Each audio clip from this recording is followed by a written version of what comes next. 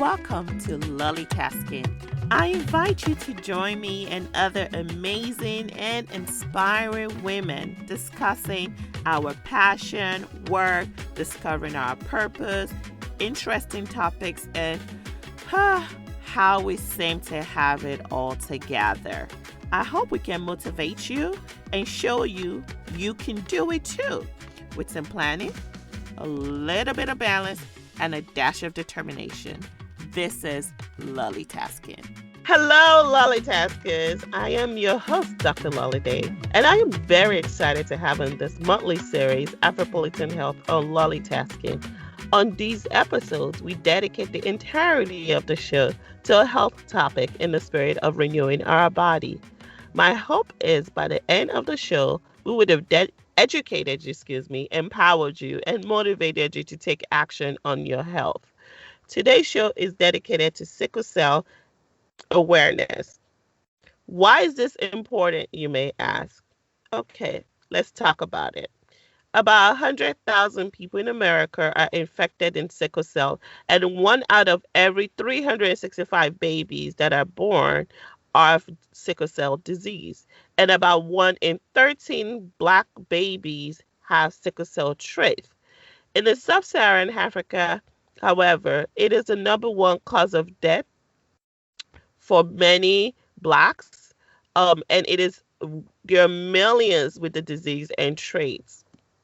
So on this show, we just want to, 1, educate you about it, and 2, talk about some of the health disparities that are associated with it. I am honored to have with me my wonderful friend, Dr. Titilope A. She is the co-director of the Texas Children's Sickle Cell Program and an Assistant Professor of Pediatrics and Hematology at Baylor College of Medicine. She is passionate about public health strategies to curb the psychological barriers, health complications, and decrease lifespan of individuals with sickle cell disease.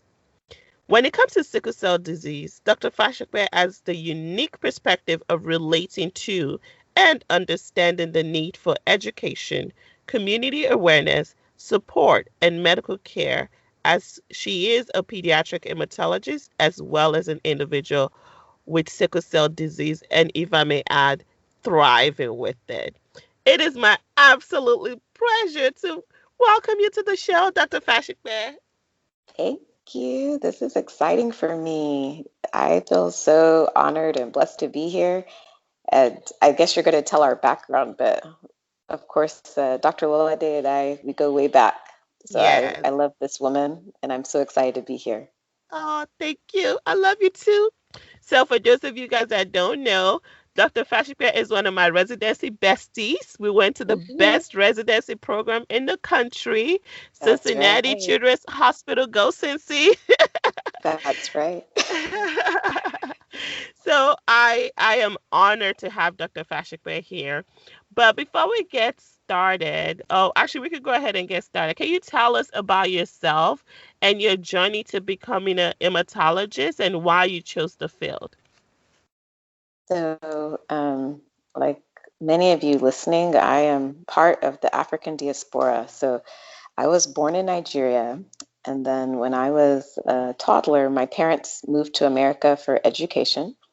So I got part of my education in America. Then at the point of secondary school, I actually was back in Nigeria because my family, my parents had finished their education.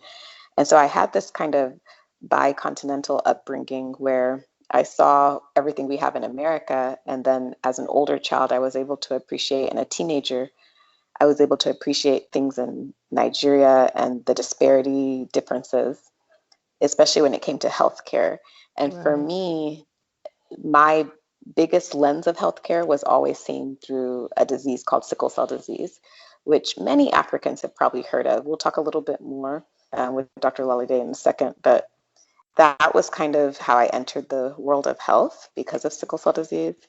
As you mentioned in the introduction, I have sickle cell. But I don't think I became a doctor necessarily because of that. It was as I was growing, I had a painful experience of my cousin passing away with sickle cell disease. And then I would also go to the sickle cell clinic as a child and just see all these children, just like me, but it was just like so many. This is in Nigeria.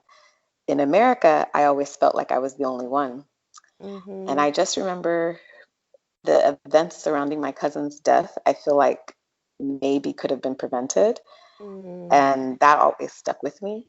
And then as I grew more into medicine and got into medical school, residency, and met others with sickle cell disease, I started to see that there were several challenges in America with sickle cell disease as well. So that kind of crafted my path for that. On the personal side, I'm again very proud Nigerian American. I'm married. I have a wonderful family, siblings. My parents are actually visiting in town right now. So yeah, just very, very happy, happy laid back person, I guess. But yeah. That's awesome. Um, so what is sickle cell to you? Because we I feel like as medical profession, most of us know what sickle cell is, but to the general population, a lot of people actually, even African Americans, I find don't really understand what sickle cell is. Do you mind just educating us what is sickle cell and why should we care about it? Oh, sure. So sickle cell disease, it's actually a blood disorder. And I'm going to get even more specific. There's something in our red blood cells called hemoglobin, and that's what carries oxygen to all the parts of our body. And so sickle cell is actually a hemoglobin disorder. And because blood goes everywhere in the body, sickle cell can affect any part of the body. It is an inherited disease, so it's a genetic disease. You can't catch it, it's not contagious. But you get it when one of your parents gives you one mutation and the other one gives you another mutation. The most common way to get this is when one parent gives you the S mutation, sickle cell hemoglobin S, and the other parent gives you another hemoglobin S. A lot of people actually may not know that you can have sickle cell disease of different letters. You always have to have one S, but you may not have a second S. You may have Mm, something called SC, or you may have something called SE. There's so many letters of the alphabet. A lot of people may have heard of something called sickle cell beta thalassemia. So collectively, all of those different diseases are considered sickle cell disease. mm, I would say that when people say that they've heard of sickle cell disease, sometimes they have a picture of the one or two people that they've met in their life, and mm-hmm, it is variable.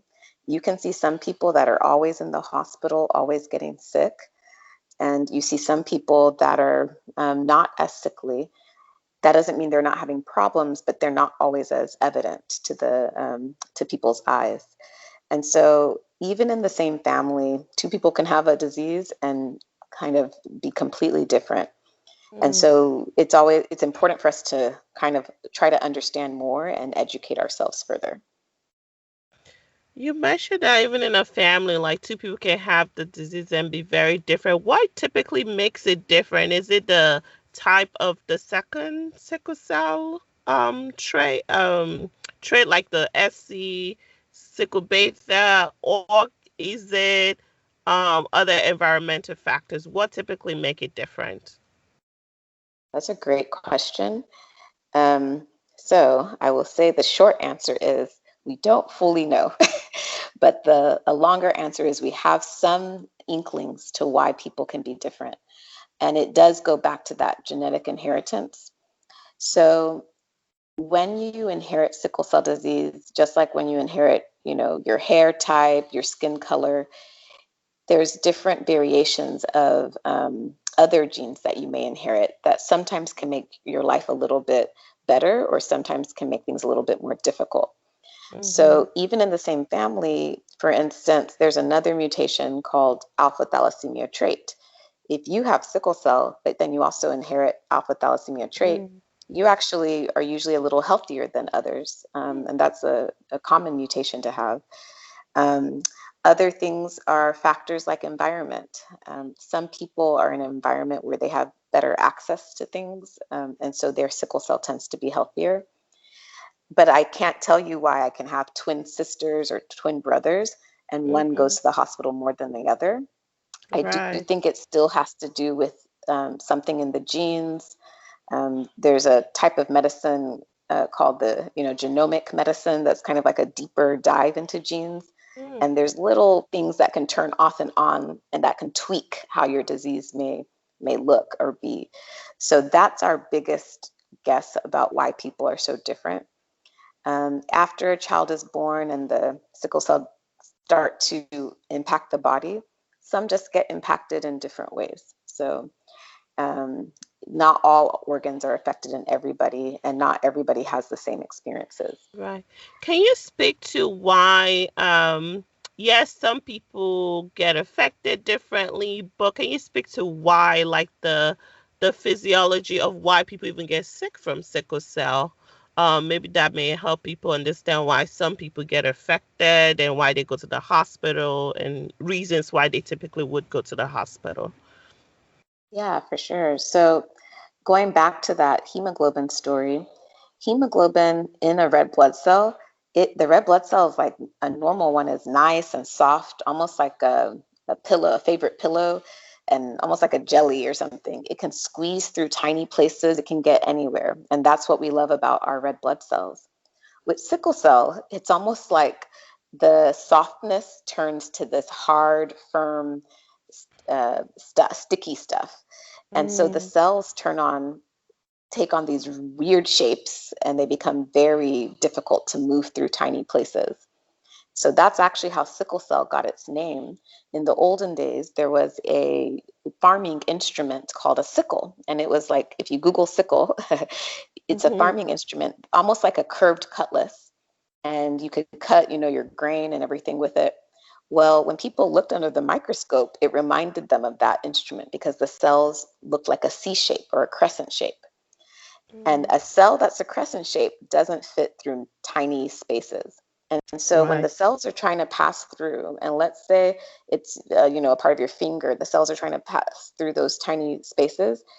Sometimes it can cause pain because you're not able to get oxygen to where it needs to go. Mm, So when you talk to most people with sickle cell disease, or when you look up sickle cell disease, the most common symptom, and the one that's probably universally shared and experienced by the majority, is pain.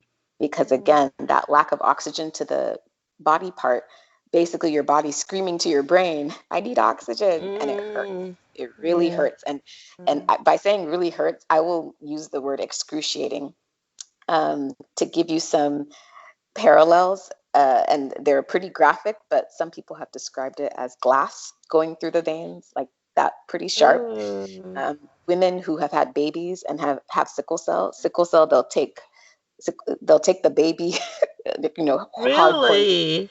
Oh yeah, it's worse than labor. It's pretty unimaginable when you get that pain. And so a lot of people use the word hammer, bone crashing. And in fact, in Africa, where of course most of your listeners originate from, or at least have interest in Africa, the olden days, people didn't use the word sickle cell disease, but Mm, every sub-Saharan African country and continent had words to describe this pain. You'll notice that the words for sickle cell in those countries either sound like crying, or it sounds like repetitive, just the sounds that they make, or it has to do with bone crushing or bone shattering pain. So it is a disease that is defined by pain. mm, I will also add, though, because it can go to any part of the body, it can cause damage to different parts of the body. So some people with sickle cell, unfortunately, can suffer even stroke. It's not common, but about 10% or so of people with sickle cell disease will suffer a stroke. mm. Then there's bone problems that can happen. Some people need hip replacements. There's kidney issues. Some people, in severe cases, need a kidney transplant. You can also have issues with your eyes, um, kind of like anywhere. But I would say pain is the most common thing.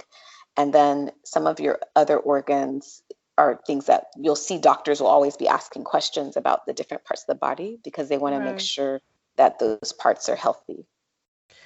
So how can people know if they have sickle cell? Because they're probably hearing this and they're like, I don't think I have it, but how do I know if I have it, number one, or when my children or if my children have it? Mhm. That's number one. And then after you talk about that, I want you to kind of talk about how, let's say, I'm choosing a partner. Is this something we should be talking about? And go from there. Yes. Oh, this is the question of the day. Yes. So our genes make us, right? And so let's talk about how do you know if you have it or your family's impacted.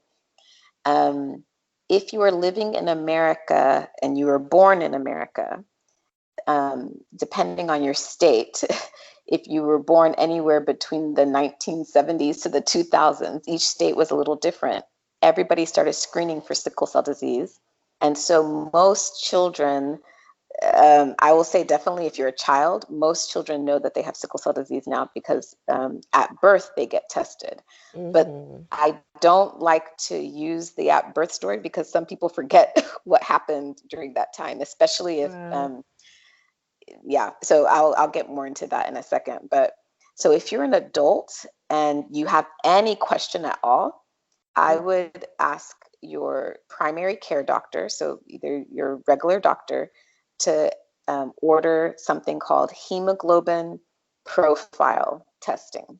Hemoglobin profile testing, and that will solve the question for you. Um, the reason why I say this is because there are several people who were maybe not born in America or were born at a state that maybe they didn't do testing when they were born. And Hmm. they were told by their parents that they were AS or AA. That's a common phrase for Africans to say, Right. Right. except it may not necessarily be the full story. Mm. So I never go by a familial report, not because your family is necessarily wrong, but they may not have the whole information Right. about your actual genetics. So that's kind of like your own individual person. So let's go back to that newborn screening story. And it's a sad story. I will say we'll get to this probably a little later, but sickle cell, because it's a disease that predominantly affects those of African descent, it has a lot of historical neglect because, of course, Black Hmm. Americans had a lot of travesties happen to them in this country, and Yep. sickle cell was another impacted disease because of that. So in the 1960s, they developed the technology to test for sickle cell disease. But it wasn't until maybe, I think, 1970 that the first state, New York, actually thought, you know what, we need to start testing babies for this. Right. Slowly, other states got on board. The home state I live in, Texas, actually, they did theirs, they became official in 1980s. Now, that doesn't mean hospitals weren't testing for sickle cell, it just wasn't an official state mandate. The Mm. last state added their sickle cell test in 2006. So you can Wow. imagine that gap between 1970 to the 2000s. But in general, now all 50 states test every baby for sickle cell disease. How? I use the word newborn screen. So many people Right. remember when their baby is born, the day, their first day of life, they do a little heel stick and they get some blood. Your Hmm. baby's blood is sent to a lab and they're looking for all sorts of diseases. And one of them is the sickle cell disease or things like sickle cell disease. And so that's how babies find out now. Now, the good thing about this test is that it tries to also tell you if you only inherited one copy or both copies, like if you actually have the disease. Hmm. If you have concern for one copy, and they call these people traits, so you probably heard of sickle cell trait, um, Hmm. or if you had one of those other letters like C trait or thalassemia trait, that is sometimes also picked up by the newborn screen. And usually your pediatrician or a doctor can repeat labs. Thankfully, if you have one copy, you don't really need to be monitored or followed. You're usually very healthy and there's no problems on your health, which brings me to the next part. The problem, per se, is your future. What do you want to do when you're having children? Right. So, whether you have the disease or you have trait, and again, when I say trait, I just don't mean the sickle trait, but C trait, any of the letters. I think it's important to discuss family planning with your partner, and that usually just means discussing with the genetic counselor. So Mm-hmm. I am not. So this is where it gets Mm-hmm. dicey because we could do a whole episode on love and sickle cell or love and Right. disease or whatever. You love who you love, right? Right. So, but you have seen probably, at least I've grown up in a situation where it almost is a dating screening question. Are you Mm-hmm. AS? Are you AA? That's a very Right. common one, at least in our country from Nigeria. I don't know about all countries. In America, that's not a common It's question. not. It's not. And that's why I But asked that question. yeah, exactly. So when we say know your status in Nigeria, we're not talking about HIV status. We're talking about your sickle cell status. And that's because Nigeria is the capital of sickle cell disease. It has the most sickle cell disease in the world, number one country with sickle cell disease. And so it became very common for our society to use that as a screening question when looking for a dating partner or a marriage partner. In fact, even to this day, if you're getting married in Nigeria, your church or religious entity will ask you to do hemoglobin testing. They are not going to I break did up your not know marriage. that. I did Yeah, not know yeah. I that. got married in Wow. Nigeria. They tested me and my husband. They were like, yeah. Wow. So now they're not going to break up your marriage or anything like that. They just Mm-hmm. want you to be aware. Right. It's interesting for some people because they've had bad, painful experiences with a loved one. They Mm-hmm. are pretty adamant that they don't want to enter a relationship with somebody that has a trait or a possibility of something because they Mm-hmm. don't want to even deal with the downstream consequences. Right. Uh, then there's people who maybe it went too far, right? You guys are already in love, y'all planned the wedding, and then you found out. Um, or you find out after you get married. That's the most common Like story when actually. your child is The, born. the child is born. That y'all, I'm gonna come back to this topic. It happens all the time. Don't say it can't happen to you. These are educated people. Nothing. They're not backwards people. They're not people who didn't go to school. It happens to doctors, lawyers, and it's all the African diaspora. It's us. Everybody Right. listening to AfroPolitan Health, please know your status, your real status, not what grandmother or mom told you.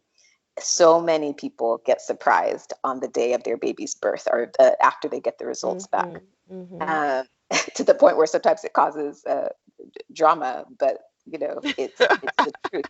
Yeah, it's the I've truth. had some funny stories we could talk about later, but there was a particular one where the dad was so adamant that he was AA because his mother told him he was AA. So the child having sickle cell could never be S child. Turns out he was AS. Like Oh, and I will say, she said that in jest. It's the most common story, and I don't know. It's always the men, y'all. Men, please know your mm, status. Don't just go by mom and mm, grandma. Please thank know your you. status.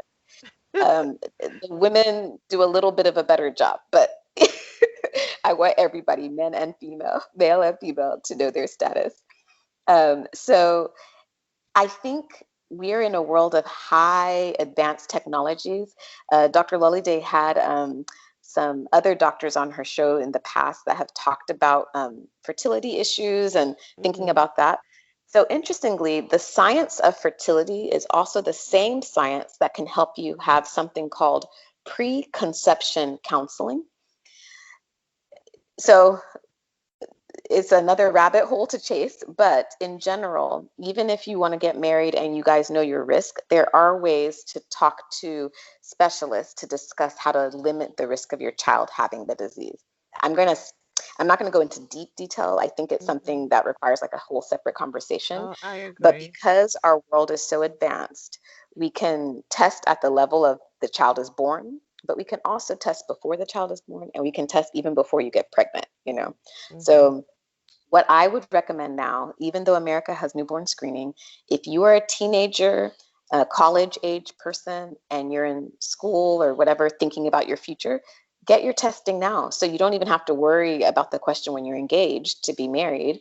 You already know the choices you think you want to make, and that can Hmm. at least help you as you're selecting your dating partner. Not to turn every guy or girl away, but just so that you're more empowered with education. Hmm. So that's kind of it's my one of my biggest soapbox. I can't tell you how many mothers come to me crying that they could have sworn they did the right thing. You know, they screened, Right. right? They Mm-hmm. asked the right questions, and yet they still have a child with sickle cell disease. They feel guilty. It's so painful. And for the mothers that are listening that have that experience, I completely hear you and see you, and I want you to take that guilt away. First of all, this is not your fault. These are genes. You can't predict if your child's going to have Right. curly hair or straight hair. Right. And yes, you may have done all the work, but when your child is born, we can then help you take care of your child. That's why I became a pediatric hematologist. I want to give hope that even with the disease, you can be empowered and overcome. So this part of the talk was about, what we just talked about was about hopefully prevention or at least Mm-hmm. education and awareness. But Exactly. if it does happen, there are still things we can do to make sure your child or your teenager or young adult is trying to live a healthier life. And I'm just gonna do a little genetic teaching, if I may, to the listeners, Yes, because I know please. not everybody on here has medical experience. So with sickle cell, when we say AA and AS, and I might put a little link in the show notes just to like maybe get you to a link to somewhere where you can see a video about why does my genetics cause my child to have sickle cell or something like that. Most blood, like every part of your body has genes that encode it and AS for the sake of argument, right? Our AAAS and AAO, AE, all the other ADs.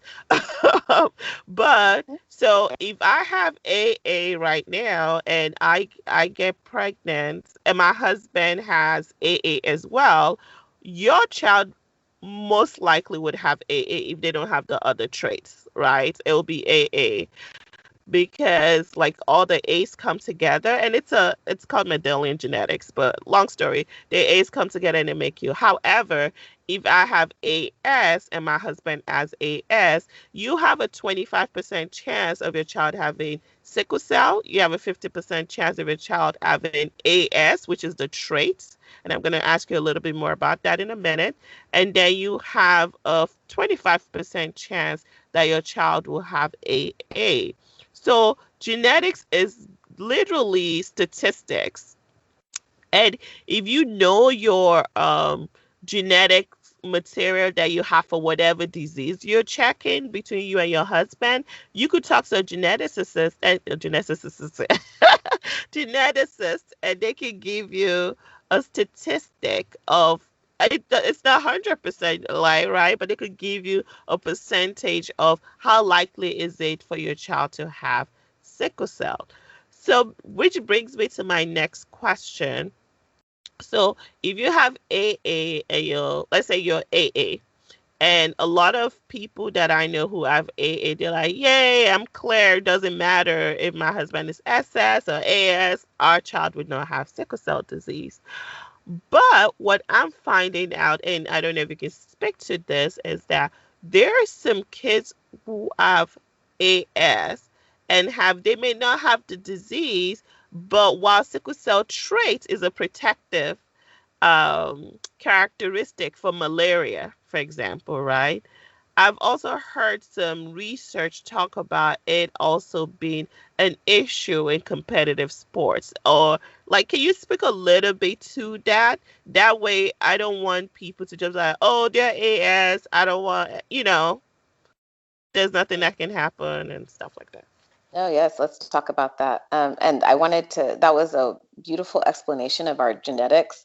And I want people to be clear, those statistics are for each pregnancy. So Right, don't think right. you're in the clear if you have one baby. Oh my God, it's for each pregnancy. So sickle cell trait, let's talk about sickle cell trait. It is actually becoming maybe not controversial, but definitely a hot topic in the recent years. Is it a disease or is it a risk factor? That is the question. I put it in the category of risk factor. The Mhm. reason why is because, as Dr. LollieTasking said, when you go back to our ancient times, malaria was the thing that was killing sub-Saharan Africans. It was just wiping us out.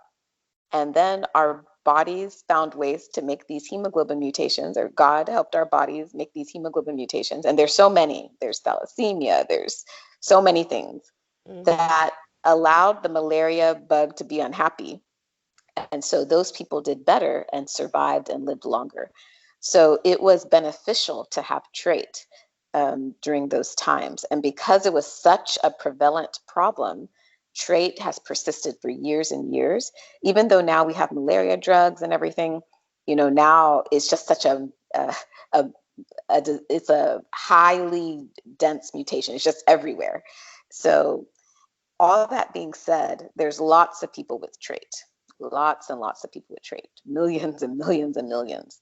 And what we've seen from even looking at Africans or Indians, or even in America, for the most part, people with trait live completely normal lives, that same lifespan as everybody else, no complications, just everything is fine. However, there's not a lot of research dedicated to sickle cell trait, and the few that's out there suggest a few things that people should be aware of. I'm going to mention them briefly, but I think Dr. Lolliday will have a resource from the CDC that goes into more detail. I'm going to start with the one she mentioned, athletics or high impact activity and sickle cell trait. So you may have heard stories of young men, especially, dropping dead on a football field or dropping dead on a basketball court. When you look at those stories, of course, most of them are heart problems, people who had heart problems that people didn't know about. But there were a few that seemed to be because of sickle cell trait.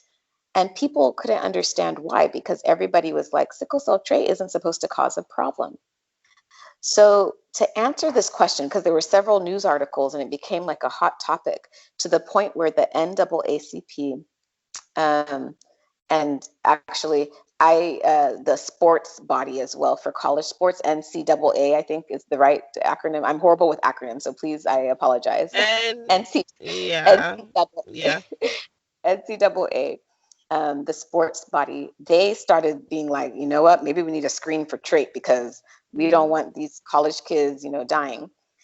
So a few years ago, the military, a group of scientists decided to do a study in the military, because the military has a large amount of African Americans or Africans, and they can study them like thousands. So they looked at thousands of people with sickle cell trait and thousands of people without sickle cell trait, and compared the risk of death, the risk of everything. What was found is that in the setting of dehydration, so when you don't have enough water and you've been pounding it, sweating hard, exercising, doing hardcore activity, people with sickle cell trait were found to have more, so a medical term is called rhabdomyolysis. I'm going to say it's almost like an extreme version of heat stroke. They were more likely to have a little bit more episodes of heat stroke, but thankfully they were found not to have an increased incidence of death. So the recommendation now from NCAA and everybody is that everybody needs to be well hydrated with high impact sports. Dehydration is bad for everybody. It's probably a little worse for sickle cell trait because it pushes them in a situation where they're more likely to have more consequences from it.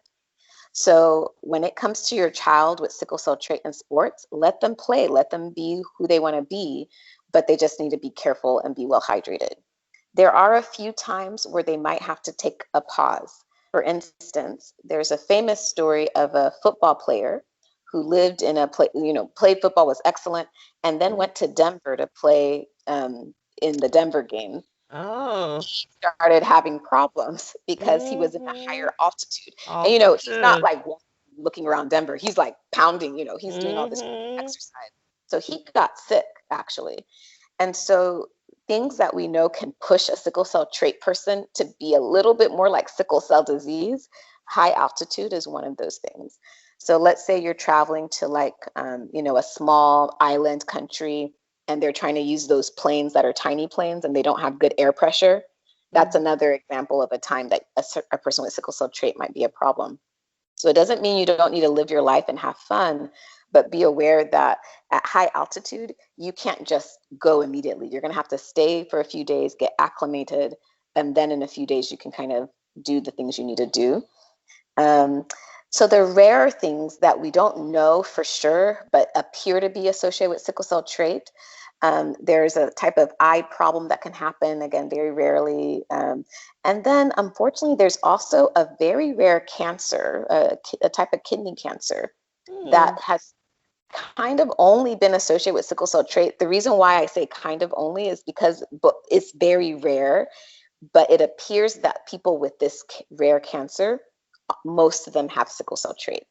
And so when you read the guidance from the CDC, things that everybody would do, just, for instance, if you started having blood in your urine, you're going to see a doctor. Right. It may not, we don't think, I So will it say, may just be like they're more likely to have blood in their urine, so we're catching it more from them. So it may exactly. even be protective. Yeah. So I would say that just with anything, just make sure you have a doctor that you're visiting and have a good relationship with. But that millions and millions of people with sickle cell trait that have lived long, healthy lives show us that it's probably more of a risk factor than an actual disease. You will hear people with sickle cell trait swear that they have pain and other things. I don't know if it's other conditions like, it's a little difficult. So there are people now trying to study sickle cell trait more. That's kind of where I'll end that piece because it Right. is complicated. But don't be I afraid if you have sickle cell trait. I hear you, and we could go down like this could potentially even be like a 10-hour episode, like Yeah. talking about different parts of sickle cell if you wanted.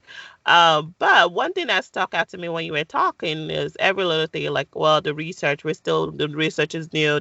Like, can you talk a little bit about the health disparity? And I think that's where it hurts the most as, African Americans, how much research or lack thereof research has been put, or how much funding has been put in figuring out how can we help people with sickle cell, how can we diagnose it better or faster, or how can we even treat people with sickle cell. Can you talk a little bit about that?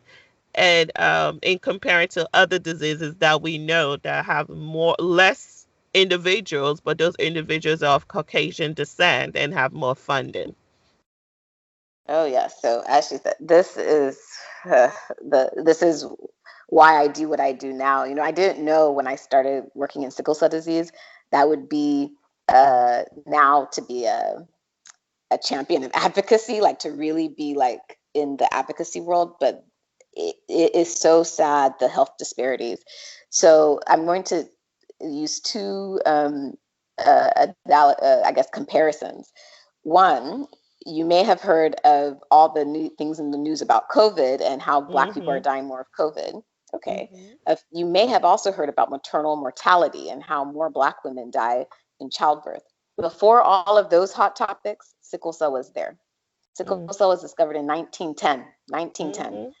It did not really enter the frame of mind until the 1940s and 50s, but even then, I'm using the years because you already know what was happening in America during those Right. times. Right. Jim Crow was in the 1960s to 70s. Like these are not long ago.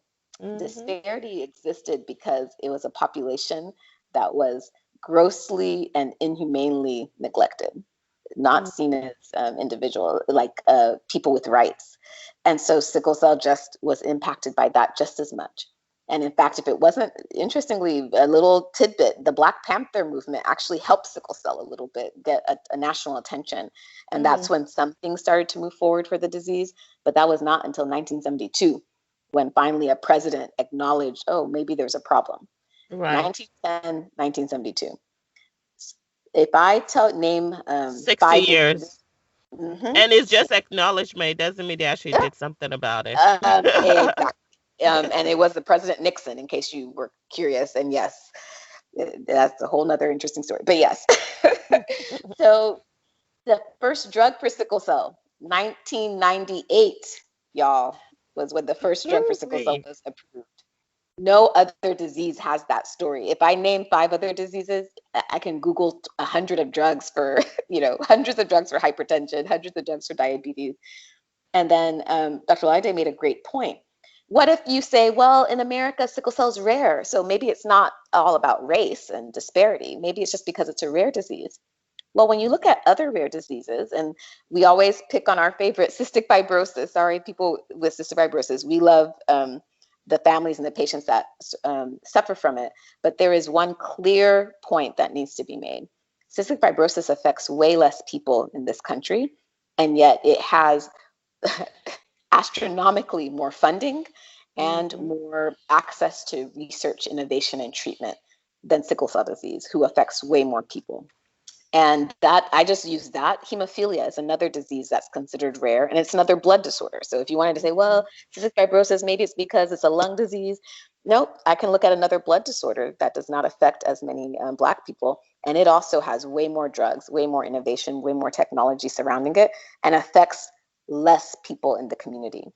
For a rare disease, sickle cell still affects a lot of people. 100,000 is not a number to just bat at. So it has suffered from the lack of funding. And because it suffered from the lack of funding, you suffer from the lack of research innovation. The scientist can only do work if they have money to fund their projects. And so we have a few highlights in the timeline for sickle cell, but it's sad that there's that few. And I will say in the 2014-15 time period, that's when another wave of change, and we're now kind of like in this renaissance period where the call to action has been long, hard, and continuous. And now I'm super excited that we're living in this time period because I see the needle moving forward. I can give another link for you to have, if you want to really hear the whole long story. No, please send me the link, so I'll have the history, I'll have the pathophysiology, and I'll have, um, if they wanted to learn more, because I know this is a thing that a lot of places don't talk much about, and I feel like some of us in the medical community know about it, but the lay population, a lot of people just don't have experience with it. You talked about, the first drug that was found was in 98, and sadly enough, it's sad that I actually remember when it first came out. It was that, like, and I'm not that young, right? Or I guess, yeah, like I'm not that old, I'm not that young, but at the same time, like, there should have been a drug like 50 years ago, especially when you find out how the drug works, like there's no reason why it shouldn't have been produced. Can you talk a little bit about treatment of sickle cell? Um, and more like, morbidity treatment, and also like, drugs that they use for it. And another question people ask me is there a cure? If my child was to have it, is there a cure for sickle cell? Okay, so those are great questions, and I'll try to be brief, but hopefully comprehensive. First, that drug that we mentioned in 1998, it's called hydroxyurea, and right now it has three other friends that were recently approved, and I'll explain that in a second. But hydroxyurea is a drug that helps sickle cell disease. I will say not everybody with sickle cell disease takes it though, for various reasons. But it has been found to increase lifespan, and pretty much anything bad in sickle cell, it makes better. So less pain, less hospitalizations, all of that. Now, hydroxyurea is not in itself enough to prevent all the complications of sickle cell disease. And again, like I mentioned, not everybody's on it. So what else do people use? Well, there's some people with sickle cell disease that need blood transfusions. So actually, the people that I mentioned that have stroke or have risk for stroke, those people's lives are preserved by blood transfusions. And then occasionally, almost everybody with sickle cell needs at least one blood transfusion in their life, if not more, because they have a complication that makes their disease worse. So we use it for emergencies, we use blood transfusions, and we also use it for strokes and certain complications of sickle cell disease. So blood transfusions is one of our thing, and we also preach out to please donate blood if you're not donating blood, if you can. So then, so blood transfusions, hydroxyurea. I literally it's crickets after that. So Mhm. when you get admitted to the hospital, it's like, okay, fluids, do we need a blood transfusion? Yes or no? So yes, because of the pain that's associated with sickle cell disease, you will see opioids used in sickle cell either in the hospital setting or in the home setting. Mhm. But that's sad that for years, that's the only thing we've That's had for it. sickle cell, years and years and years. When hydroxyurea came on board, hydroxyurea is what we call a disease modifier. So let's say you have diabetes and you take your diabetes drug, it's the same concept. It doesn't Mhm. cure your disease, but it helps your disease become better and more manageable. Now there's 3 other approved drugs starting from 2017 and 2 more in 2019, which I can give her the links to, but Yay. those are another step forward for sickle cell disease. So what about cure? Because like she said, that's actually a question lots of people have. In the 1980s, so I think 1984 or so, there was a little girl with sickle cell disease who happened to also get cancer. She had leukemia. And because they were treating her leukemia, they eventually had to give this girl a bone marrow transplant. When they transplanted her, they realized that not only did her cancer go away, but her sickle cell went away too. Mhm. That was when it was discovered that sickle cell disease can be cured by bone marrow transplant. But bone marrow transplant is considered a complicated cure. Mhm. First of all, in order for it to be good, and I will say after they saw that girl in the 90s, they did a lot of research. And from the late 90s onward, it became part like you can get a bone marrow transplant covered by insurance, for instance, for children. Mhm. It's a little bit more complicated in adults. So from that time, people were like, wow, bone marrow transplant can cure sickle cell. We need to get on board. But you Right. have to meet certain criteria. One, you have to have a match, and having a match is not easy. Mhm. But if you have a match in your family, that's your best chance to do well. Right. And I would say maybe 1 in 10 people with sickle cell disease have a match in their family. So it's not easy to say I have a match in my family. Mm. Some people do bone marrow transplants by going to the donor registry where they're not related to you, but they happen to match you. Those Mhm. aren't always as good as somebody in your own family. And that's because the genetic diversity of these donor pools is less. So Right. anyway, that's a whole nother topic as well. But you can cure sickle cell disease from bone marrow transplant. The future of curative therapies, what we call the promise of cure, is gene therapy. And that's kind of like a hot buzzword now. Lots of diseases are using gene therapy as a way to cure the disease. Gene Mhm. therapy will be similar to transplant, except you don't have to get it from somebody else. You can fix it from your own body and then use that to help cure your disease. So the recent clinical trials have shown good results. Like there's a huge 60 minutes and NPR stories about people who have been, we hope, cured. It's so early we Mhm. can't use the word cure, but Right. we You hope got to that see they've what been cured. happens Exactly. So they'll through be gene watching these people. therapy. That's There's probably clinical so trials much going on. better if gene therapy helps because bone marrow transplant is not for the faint of heart. Like in residency, we took care of kids with bone marrow transplant. It's almost like you get this kids to the brink of death, and kind of bring them back. It's So that's been yeah, exactly. Emphasis on complicated, very complicated cures, but there is promises of things that are going to make the future brighter. I will say, thankfully for sickle cell, unlike cancer, when you transplant it, they tend to do better because they don't have a hmm lot of other drama. It's just the red right, blood cells. right. So thankfully, when you have a match, most people with sickle cell disease do very well with transplant, Right. but it's not for the faint of heart, as she said. I hear you.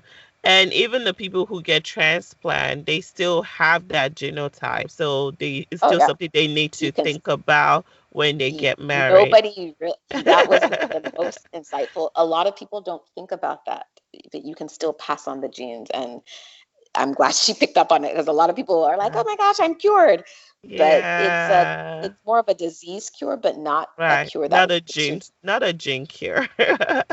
Your code is your code.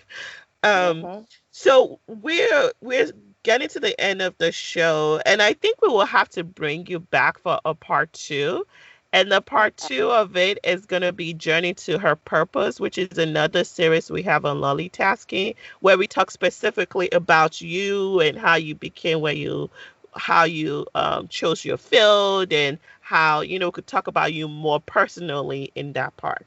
But the last question I want to ask you is just generally, as an adult, how do adults live with sickle cell?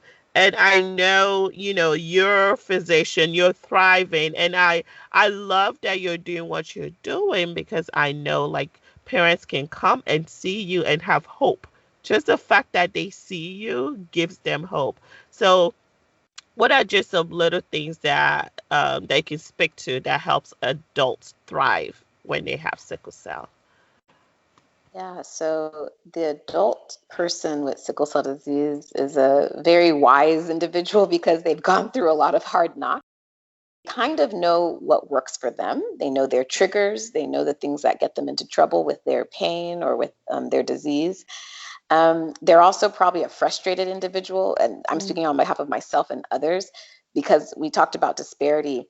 Pediatrics in children, everybody loves cute children. We do our best for them, but adult care for sickle cell is very lacking. And so you're not always guaranteed to have a knowledgeable doctor. So many people with sickle cell disease become experts. They become their own experts. They research, they talk to others. The power of social media and podcasts like this allow them to connect with other people. And Right. so I love that about the adult sickle cell community. I still have pain because I want things to be better, but I do see things are getting better. For my daily living, and others, we know what works. And so hydration is very important, and getting rest when we need it. Our body almost gives us warning signs when we're just like everybody. Your body gives you some warning signs. And so it's like, okay, you got to either slow down, take a pause, take rest. You usually have to have a relationship with your employer or college department, who, whatever is your person that you have to be accountable to. You don't need to tell everybody your business, but you want to make sure you're in a position where they don't penalize you when you can't show up. So you have a kind of like a strategy or a backup plan. And I'm happy to say that most of the people I've talked to, their employers have been very understanding and do work with them to figure out a plan that makes them the safest and best, and including my own. I was never ashamed of having sickle cell disease until I went to medical school and realized that it had such a negative stigma in America. And so I stopped telling people I had it. I zipped up. And so when Dr. Lolade met me in residency, it wasn't something I talked about. And in fact, No, it wasn't until I got into trouble. I got into some trouble. I finally called one of our chiefs at that time, and I cried to him the whole story. And he was like, and I thought maybe he knew, but he said he didn't know, because I kind of told people on my interview trail, but it looks like nobody talked about it. So Right. Anyway, after that, they worked with me and I figured out ways. I never actually, God was really good, and it's always happened at the right times for me, but having that understanding and what I call the need to know list. In college, I had a need to know. I had a very good best friend. She would check on me, and if I was sick, she would go talk to my professors for me. Always have your good go-to need to know list. Again, you don't have to tell the whole world. Now that I'm doing more advocacy, Right. I've grown to become more comfortable. I'm learning, still learning to share my story. But that's one side. My private life, it's like, okay, I have a need to know, and these are the people that need to know. Everybody else, I can just interact with Right. normally, because as everybody will tell you, we're more than our sickle cell. It's not the thing Yes. that defines us. It's just a piece of Right. us. So yeah. Exactly. Exactly. And I know, as you guys know, I told you guys early, Dr. TT is one of my besties from residency, and she is a fabulous physician. She's definitely way more caring than I am. She's made. Dr. Lolade is so funny. She's like the sweetest thing. Uh, no, well, I won't tell you all of our old stories, but no, We could talk she's about my that in role. part She's two. my role model. My role model. We could about our stories in part two, but we're gonna keep this more magical. And I appreciate you being here. Um, I want you to tell people, like we talked about sickle cell, what is one pearl you want people to know? If you didn't get anything from this episode, maybe you were doing 1,001 things. What is one pearl you want people to know about sickle cell? Okay, so I'm sickle cell matters. That's Yes. one of the big hashtags that has been going on this past year. And because it matters, I want you to know your status. Whoever you are, if you cannot confidently tell me you know your status, I want you to know your status.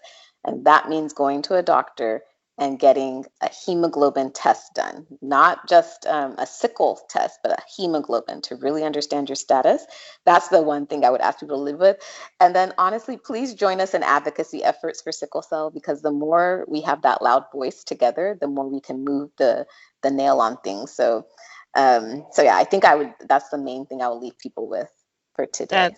That's awesome. Another thing I wanted to add as you were talking, it just came to me. Just because you're African American marrying a white person does not mean Oh, that white yeah. person does not have a trait. You know the history of America, right? So a lot of us have a lot of mixtures. Oh, and there So, are white people with sickle cell disease in yes, America. exactly. Hispanics, whites, Greeks, any background can have sickle cell. Yeah, so I just wanted to put that out there because we have a lot to cover. We can't cover everything. Dr. Fasipe, how do you balance your life as a physician and still have a wonderful family? You know, your husband, I can see you kind of eyeing him there. How do you balance your time being the fabulous physician you are and a fabulous wifey and homemaker? Hey. Hmm. I downloaded the LollieTasking podcast. The answer is I don't know. It's the grace of God. I'm learning. I think I'm learning just like everybody else to learn how to balance. I, every year I reevaluate also, like, do I need to change something with work? Do I need to change something at home? So I feel like I'm always looking and seeking, and I wasn't joking. Like I download the podcast and I look at the titles that relate to me, and I'm like, yes, that's me. Click. Well, I love Because you I'm trying. looking to us. Oh, but I'm trying to learn from others how they achieve balance too. What ends up happening when, usually for most people who are in the medical profession, we're these go-go types, and it's almost like you don't always know how to stop. So I've learned to be more mindful about pauses. I have I believe God is the one that gets me through everything. So I believe Amen. developing my relationship with God is important to keeping me getting that balance. Whenever I feel off kilter, I try to pause and meditate and try to see what it is that God's saying. I've learned to communicate a little bit better. It's something I'm still working on, like how to communicate what it is I need from my work, from my family. um, so I think I'll say that I'm learning. Don't come to me. I'm not the expert. I think But what you said is very important, though, like being centered. You have something that centers you, and that's God for you. And you also have to be mindful and restful. I think that's actually one of the fundamentals of being balanced. So, yes, I think you're helping people, Dr. Fashik there. Uh, this has been wonderful. yeah. And what's your favorite quote? My favorite quote. So it's like asking my favorite book. I love so many, but there's one that I like from a book series named Anna Green Gables book series by Ellen Montgomery, Oh, and the Anna quote is Green Gables. that. So the quote is a new day with no mistakes in it. Dot dot. Amen. Yep. We're going to put that So, down there too. So this has been a fantastic show, Dr. Fashik. But I wanted to keep talking about it, looking at it. So I'm like, we need to slow it down some. But it's been amazing. We learned about sickle cell. We learned everybody know your status when you go for your yearly checkup. Go ahead and ask your physician if you don't know your status to check you for your not only your sickle cell. Another thing that I tell people to also check is their blood genotype, and that's the transfusion genotype. This is another story, but make sure you ask your physicians because it's something you can do in the lab and it's easy to get. yes. So make sure you have that. And make sure you talk about it. Awareness is very important. That's partly why I did this episode to give you guys awareness of sickle cell, and to even put it in context. We say just 1 in 365 babies, but in context, 1 in 800 people are diagnosed with cancer. So more people are about, I think 1 in 800, no, 1 in 200, sorry, I think is what I said. 1 in 200 are diagnosed with breast cancer, is what I wanted to say. So there are less people being diagnosed with breast cancer every day than sickle cell. Not that we want that either. We're trying to bring that down as well. But just to show you that while it may sound little in America, it's still a lot. And if you go to sub-Saharan Africa, it's millions. About 10 to 30% of people, depending on countries, have sickle cell traits. Then you now have those. So if you think of a country of like Nigeria, 200 million people, about 2% of the population has the disease. That's a lot of people, okay? So that's all for today. Thank you, Dr. Fasipe. Is there anything else you wanted to say before we sign off? No, this was fun and an honor and treat for me. Thank you so much. I really am inspired by the work you're doing. And like I said, role model, hashtag goals. Just it's really, no, because, I think this platform gives us a voice. And so I'm really happy that you're doing what you're doing, and thankful that you're my friend. I need to visit you soon. I got to see you not too long ago, but hopefully get to see you everybody again. I am so happy this is recorded. That way the world is my... I have the whole LollieTaskers, they heard it. Titi says she's got to visit me soon. So we will be expecting her, and we will hold her to her word. That's right. All right. Please let our listeners know how they can get in touch with you. So I am on Twitter. So that's at Dr. Titi Fasipe. And so I think Dr. Lollie, they can put it down. Put that down. Yeah. I think that would be probably the easiest way. But if there's any questions from today's episode, yes, she can get that to me as well. So awesome. Thank you so much, Dr. Fasipe. Thank you guys for joining us for another wonderful and inspiring episode of LollieTasking. We will have all the information that I mentioned down below, and Dr. Fasipe's contact information also in the show notes. Feel free to visit us at www.LollieTasking.com. If you want empowering daily health tips, you can also follow us at AfroPolitan Health on Instagram. And don't forget to follow us at LollieTasking also at Instagram. So next time, remember, your health is wealth. It is up to you to take charge of your health so you can achieve your full potential. Thank you, and have a wonderful time, guys. Bye. Thanks for hanging out with us on another inspiring episode of LollieTasking. If you have any questions or topics you would like for us to discuss, please contact me via LollieTasking.com, or better yet, you could just send me a direct message on Instagram at LollieTasker. If you've liked what you've heard today, what are you waiting on? Just go ahead and click that subscribe button, rate, and leave a great review on iTunes. And of course, do share with your friends. Till next time, this is LollieTasking.